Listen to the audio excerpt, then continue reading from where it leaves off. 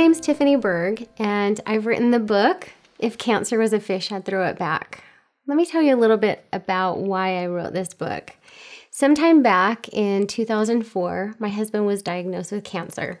We have 5 kids together, and as the kids and I were going through all of the emotions, this roller coaster with my husband, there weren't really any tools to help us. And I really wanted our kids to have the vocabulary and the permission to talk about how they really felt, even if they felt angry or sad. So this book came out of losing my husband, the kids losing their dad, and really wanting other kids to have permission and maybe a way to articulate the things that they were feeling too. So if you're watching this, you probably know someone with cancer.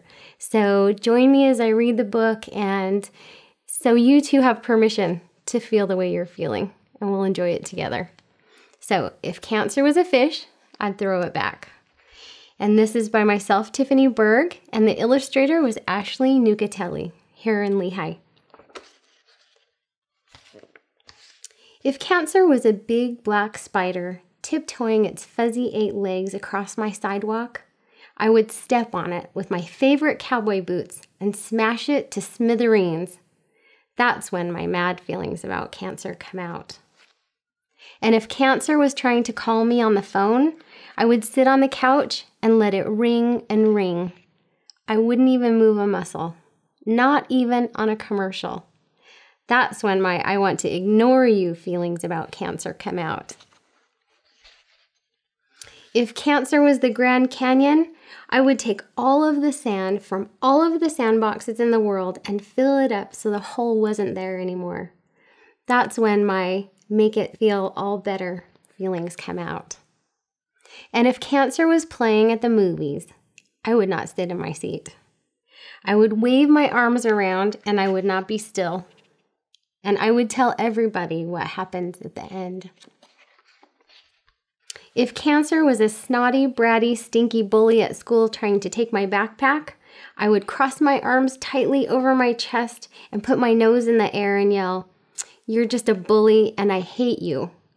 That's when my really rude feelings about cancer come out. And if cancer was a color, it would be the ugliest, dumbest color. All of the other colors would get used up and stubby, but the cancer color would still be pointy in the box. No one would ever want to use the cancer color. That's when my I don't want anyone to have cancer feelings come out. And if cancer was a scary monster in my closet, I would build a 1,000-foot wall with heavy red bricks in front of that door, so the scary monster would have to stay in my closet forever. That's when my scared feelings about cancer come out. If cancer was a bill delivered to my mailbox, I would not open it. I would tell the mailman not to bring bills to our house anymore because they make Mom and Dad cry. That's when my sad feelings about cancer come out. And if cancer was a big, puffy gray cloud hanging over my house, I would buy the biggest vacuum cleaner in the whole world and hold it up to the sky and turn it on full blast until it sucked all of the cancer up. That's when my helpless feelings about cancer come out. And if cancer was a fish, I would throw it back.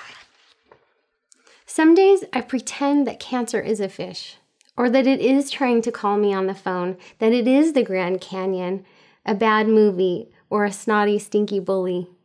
Sometimes I pretend cancer is a color, or a scary monster, or a bill in the mail, or that it is a puffy gray cloud.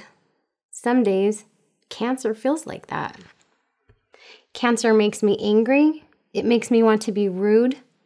Some days, it makes me want to be really, really rude. It makes me sad. I don't want to think about it anymore. It makes me cry. I know I can't really throw it back.